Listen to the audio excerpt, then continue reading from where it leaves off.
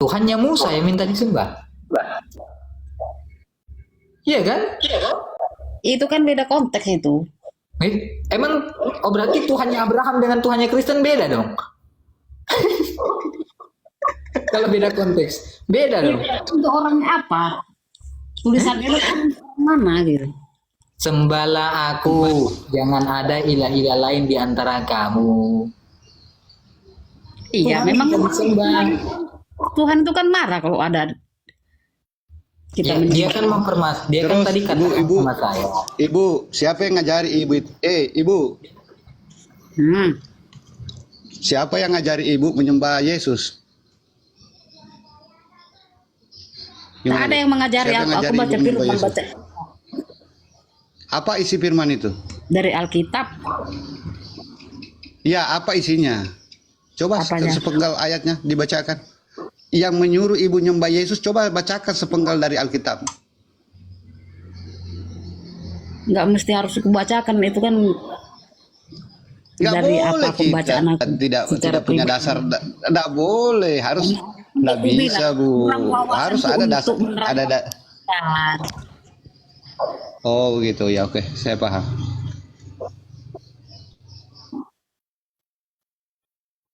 Orang Yesus aja suruh nyembah Allah, ibu nyembahnya Yesus tuh. Yesus itu ngajarin nyembahnya sama Allah. Kan itu kan di perjanjian lama, itu kan bedanya waktu belum ada Tuhan Yesus, makanya dibilang kayak gitu. Perjanjian baru, Markus 12 nomor 28. Ya kan? Tunggulah dulu ya, nanti aku kan semakin apa, aku dikasih hikmat dan pengertian. Ibu ingat Baca. nggak? Ibu ingat nggak ketika pendeta cerita sama ibu begini? Dulu Yesus itu dibawa sama iblis di suatu gunung. Ya, ada. Iblis menawarkan seluruh isi dunia ini kepada Yesus. Kemudian Yesus berkata, "Kenyahlah kau iblis, ada tertulis, engkau harus sujud menyembah Allah." Dia itu kan Tuhan Yesus manusiaannya dia diuji itu. Tuhan Yesus saat itu mau ya? Aduh, gimana sih bu kemanusiaannya? Bu, memang ada dalam Bible Yesus manusia 100%, Tuhan 100%, ada enggak dijelaskan dalam Bible itu? Iya, kan udah dibilang, aku bilang, aku tuh nggak paham untuk menerangkan seperti kalian itu pandai. Lagi kayak aku Bukan lebih pandai, muda, kami juga tidak pandai bu, kami juga tidak pandai, hanya mencocokkan data yang ada di Bible, itu aja. ya, mencocokkan data ya benar ya kau bilang kau cocok-cocokkan pun data itu. Kalau tidak dibukakan hati dan pikiran tuh nggak bakalan ngerti. Mau bolak-balik pun nggak bakalan ngerti. Orang-orang yang tertentu yang mengerti itu yang bisa ketemu. Bu, kita beragama itu dasarnya itu kitab suci. Apa yang tertuang dalam kitab suci sebagai firman Tuhan kalau menurut ibu pahami? Sekarang saya mau tanya, apakah ibu pahami Bible itu kitab sucinya ibu? Aku itu paham, tapi Oke, karena sekarang itu paham. tunggu dulu, saya bertanya lagi. Kalau kitab suci itu perkataan siapa itu di situ? Perkataan Tuhan yang dituliskan oleh rasul-rasul atau nabi-nabi sebelum. Nah, oke. Yang kedua, di dalam kitab suci itu ada enggak kontradiktif? Apa itu kontradiktif? Aku nggak paham. Nah, saling berbantahan ayat satu dengan ayat selanjutnya. Ada enggak? Memang ada dia saling berbantahan, cuma kan dalam konteksnya apa? Contohnya misalnya kan kayak itu tadi ada. Apakah bisa dikatakan kitab suci ketika ada berbantahan di dalamnya? Berbantahan dalam konteksnya apa dulu gitu. Jangan kita bicara dalam konteks. Kalau kita bicara kitab suci, semua di dalam itu perkataan Allah pasti selaras semua sama dengan Al-Quran. Tidak ada berbantahan di dalamnya. Makanya orang-orang tertentu yang bisa. Nggak boleh bicara orang-orang tertentu. Nggak ada kapasitas pilihan orang. Aja kita kan berbeda kan, pendapat kita berbeda. Mau baca seperti itu, kayak aku mau baca seperti ini, pengertianmu itu, makanya tidak ketemu. Makanya ada perdebatan ya karena gitu.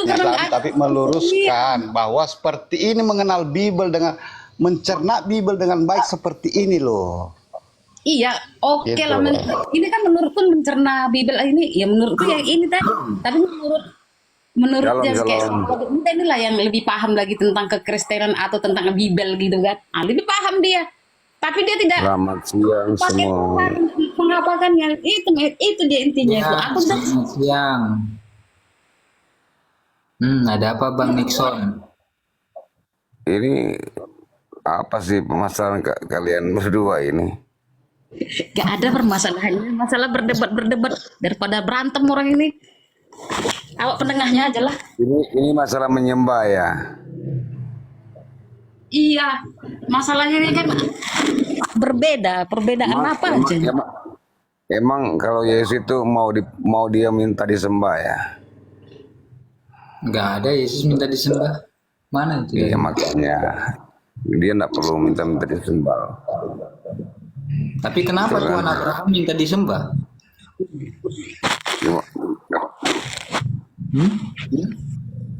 Bagaimana Bang? Yesus nggak perlu minta disembah, berarti bukan Tuhan. Gimana Bang? Yesus Nggak perlu tidak disembah. Yesus kan tidak minta Beda Bang, disembah. barangkali beda konteksnya Bang. Di zaman Abraham itu kan kalau kita baca di Lukas 2 kan udah dijelas sebelum dia lahir loh, udah disebut dia Tuhan. Jadi kita tidak perlu dia sebelum Ini dia yang lahir kan udah sebelum Ini itu sebentar. dikatakan sama Pak Darwis tadi. Ayat yang lain bertentangan dengan ayat yang lain, disebut dengan kontradiksi. Anda mengatakan Lukas 2 nomor 11, dia telah lahir sudah jadi Tuhan. Berarti Paulus berbohong. Roma 14 nomor 9, mati dulu baru jadi Tuhan. Paulus mengatakan Yesus mati dulu baru jadi Tuhan. Lukas mengatakan telah lahir sudah jadi Tuhan. Yang mana yang benar? Ya kita ikut ya Alkitab itu kan di dalam Lukas itu kan ada jelas ya dalam Paulus Injil. yang berbohong. Berarti yang berbohong Paulus. Lukas yang benar. Yang benar Lukas, yang berbohong Paulus. Kenapa? Emang kenapa kata Paulus? Dengan matinya Yesus di tiang salib supaya dia menjadi Tuhan. Supaya dia menjadi Tuhan. Jangan Jadi bernarasi yang lah. benar yang mana? Mati dulu atau lahir baru jadi Tuhan? Dia sudah itu tinggal memperkukuhkan dia ya, mempertegas bahwa dia bangkit kan. Kalau tidak baik memperkukuhkan supaya setiap orang tahu memang dia betul-betul Tuhan, bukan karangan Bang. Bukan Dia bangkit sendiri atau dibangkitkan? bukan karangan-karangan, itu mempertegas bahwa Yesus itulah Tuhan ketika dia bangkit. Ya, ketika dia bangkit, dia bangkit sendiri atau Sebentar Bang, dibangkitkan? sebentar Bang, supaya kita tidak menarasi. Oke, host, kalau boleh coba bacakan Anda itu bacakan, Markus. jangan perintah saya. Anda yang keluarkan ayat, bacakan. Saya yang keluar ayat, saya yang bacakan. Nah, kalau kamu kan penasaran, dah. Loh, Anda kan mengatakan dengan kebangkitannya Yesus menunjukkan bahwa dia adalah Tuhan. Saya tanya. Kalau itu mempertegas aja lah Bang. Iya, kamu kan mempertegas Dia dengan lahir, kebangkitan sebelum Yesus dia itu. lahir Bang, dia sudah menjadi Tuhan, sudah dikatakan dalam Lukas 2:11 itu. Dia perlu disembah, dia perlu disembah. Dengarkan.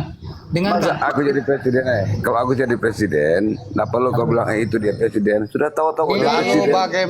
bagaimana Roma 14 ayat 9? Lalu bagaimana Roma 14 ayat 9 kalau Anda dasarnya di Lukas 2 ayat 1? Coba dijawab. Emang kenapa di situ? Kamu yang baca. Tadi dengan matinya Kristus di tiang salib supaya ia menjadi Tuhan. Kenapa pakai kata Katanya sudah supaya? Katanya sudah Itu. Tuhan. Itu tinggal mempertegas Bang. Pertegas apa? Jelas di Supaya perkataan manusia tahu yang belum percaya ketika dia bangkit. Dia susah membuktikan ini bahwa kalau dia begini. betul-betul bukan. Makanya Bang, yang lawan terberatnya orang Kristen itu adalah Bibelnya sendiri. Kan buat kalian, tapi kalau kami enggak lah. Kalau Anda mengatakan, dengarkan. Kalau buat kami enggak benar. Kalau Anda Karena kami mengerti. mengatakan, Karena kalau kamu Anda- masih tertutup dengan Dengarkan gereja. saya. Kalau Anda mengatakan bahwa dengan kebangkitannya Yesus menunjukkan bahwa dia Tuhan, timbul pertanyaan, yang membangkitkan Yesus bangkit sendiri atau dia dibangkitkan? Bang, kamu nggak tahu, nggak ngerti, jadi Saya pertimbangan. tanya, Yesus kalau dia Tuhan, Yesus ini bangkit sendiri atau dibangkitkan? Dia bisa menyerahkan nyawanya sendiri dan bisa mengambilnya sendiri ya. Berarti Sedangkan kontradiksi kunci lagi. Dia bisa menyerahkan nyawanya, dia pula bisa mengambilnya sendiri. Kisah Apostolos 4 nomor 10.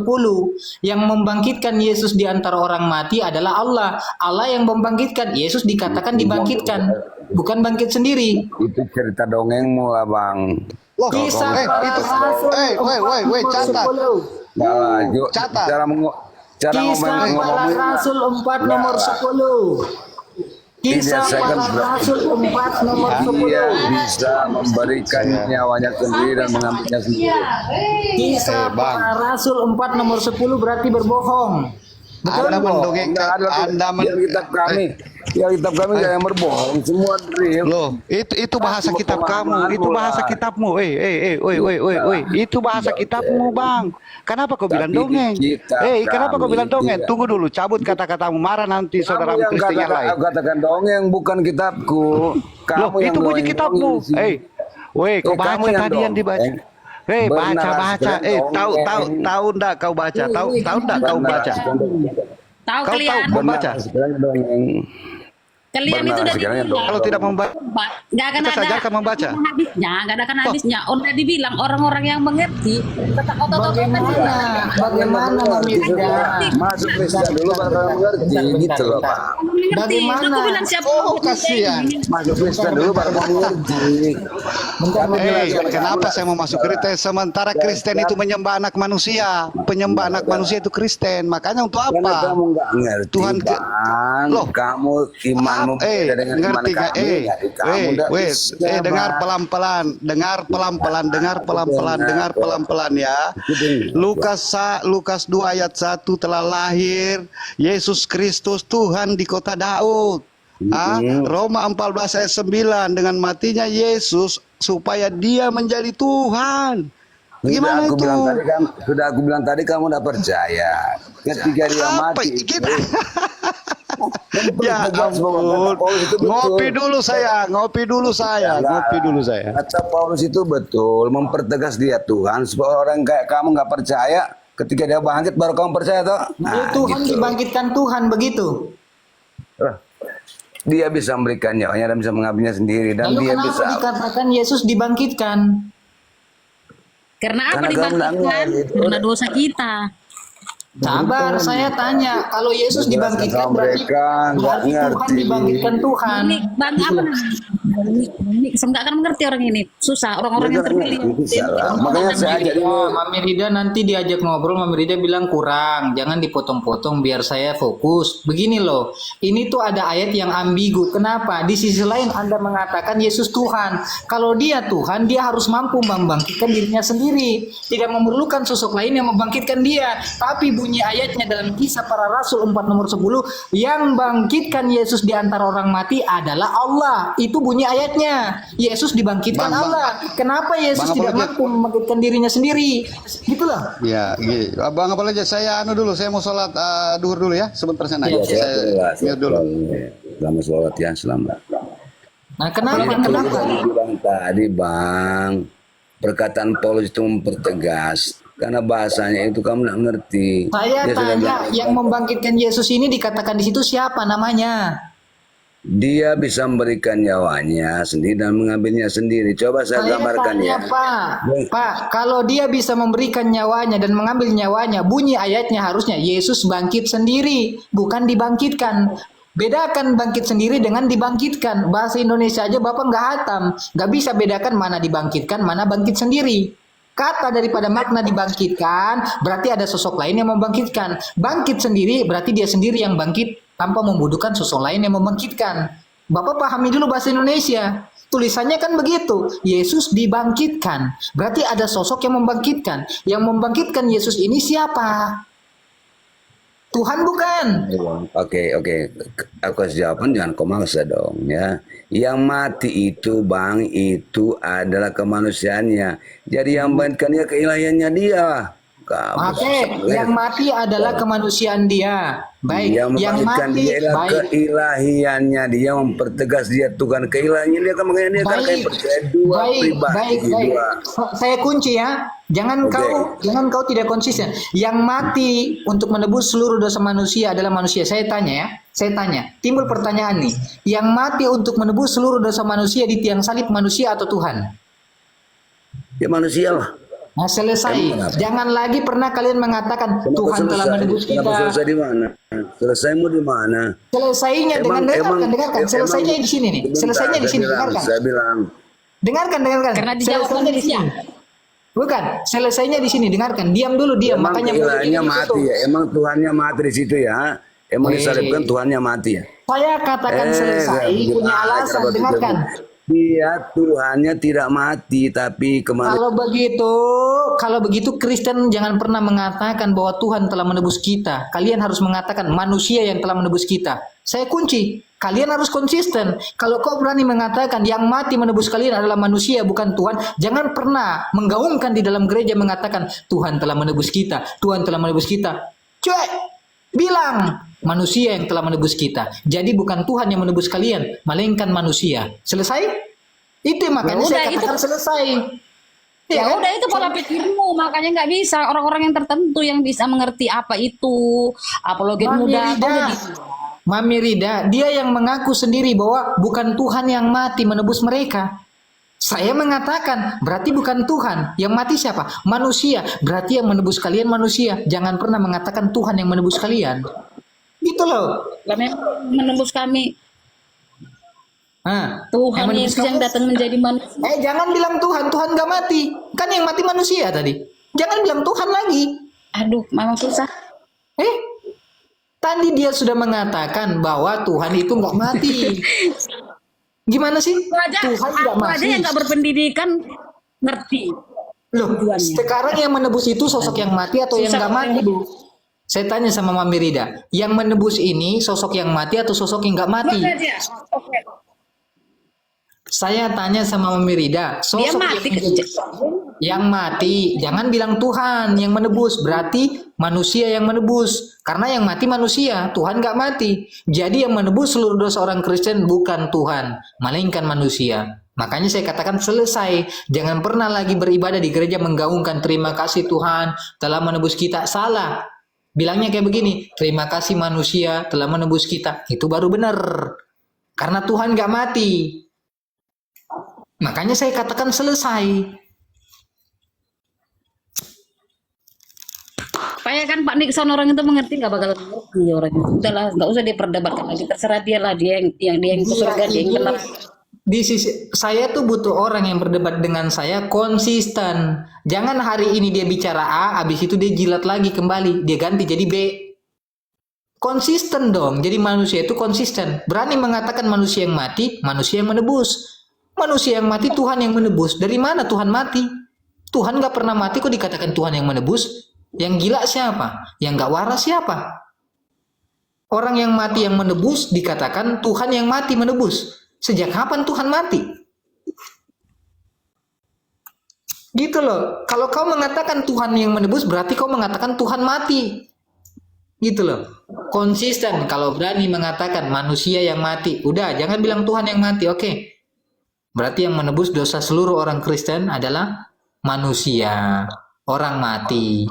Bukan Tuhan. Enak sekali Tuhan harus mati menebus kalian. Kalian yang berbuat dosa, kalian yang diciptakan, Tuhan yang harus mati. Kalau nggak mati dia nggak ada keselamatanmu. Lah, aneh sekali ya. Iya kan? Kita karyawan, bos kita yang harus gaji. Sudah berdosa, kita itu tidak layak karena justru karena itulah dia datang menjadi manusia. Tuhan itu menjadi manusia, bukan manusia.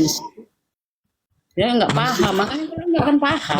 Bu, akalnya dipakai, Bu. Bu Mira akalnya dipakai. Tuhan itu maha perkasa.